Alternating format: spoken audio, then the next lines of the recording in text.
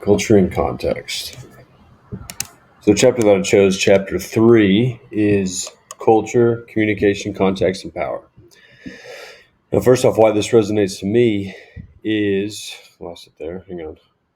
Specifically, we learn within the chapter the different depths of culture from a social science perspective, interpretive perspective, and critical perspective.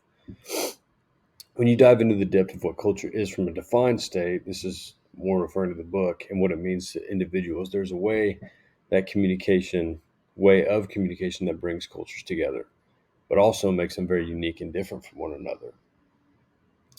Now, if you have a friend from another culture, you know exactly what I'm talking about. I personally resonate the most in the area of communication within this chapter.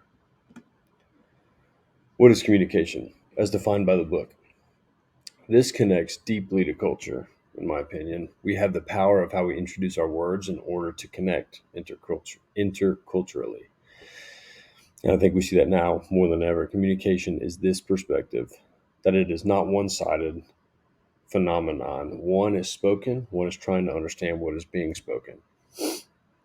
And that is two people having a conversation. We have the power of how we introduce our words in order to connect interculturally, like I said before. Communication may be understood as a symbolic process whereby reality is produced, maintained, repaired, and transformed. That's on page 23 of a different text within this textbook. Now, to tie this into culture, the book also adds communication occurs whenever someone attributes meaning to another person's words or actions. That's on page 87 of the textbook.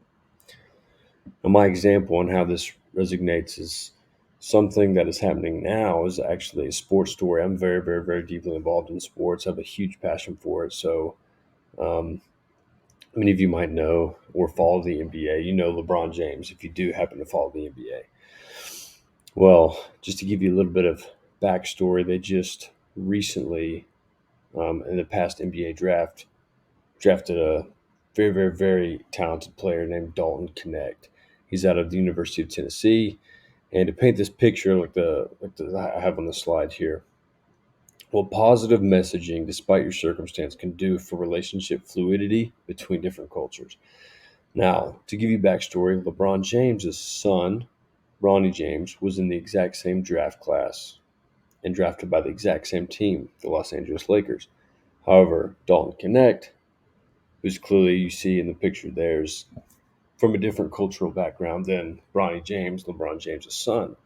Now, of course, you can resonate this with a CEO of a company. If your father's a CEO of a company, maybe you're a lower performing asset to the company, yet there's somebody here who does not get bumped up into a leadership role, but this guy here, because of father son dynamic, gets bumped up ahead of you.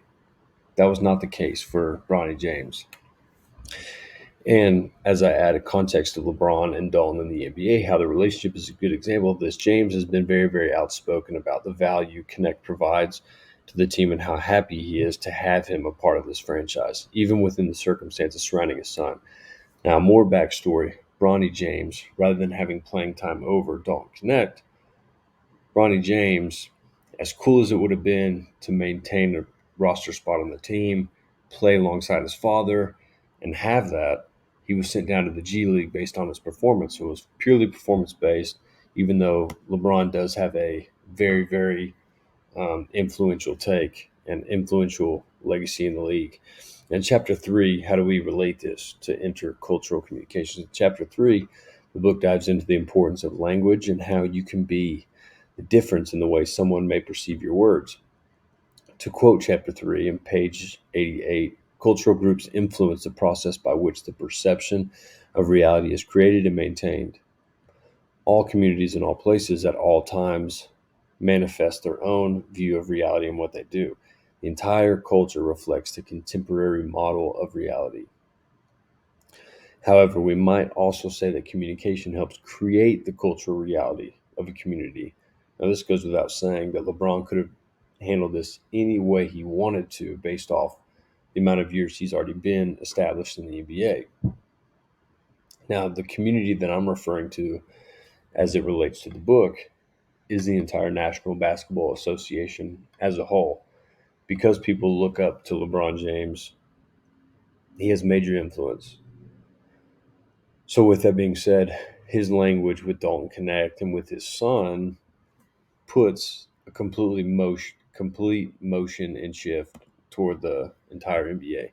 Now we get to our citations. That is all of the slides as we revert back to them.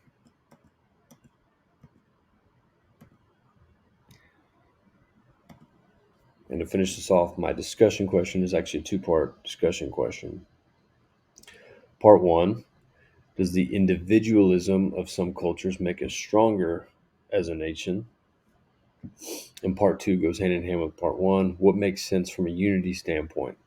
Learning to communicate with other cultures or respecting the boundaries of the vast differences by remaining in your own cultural stereotype?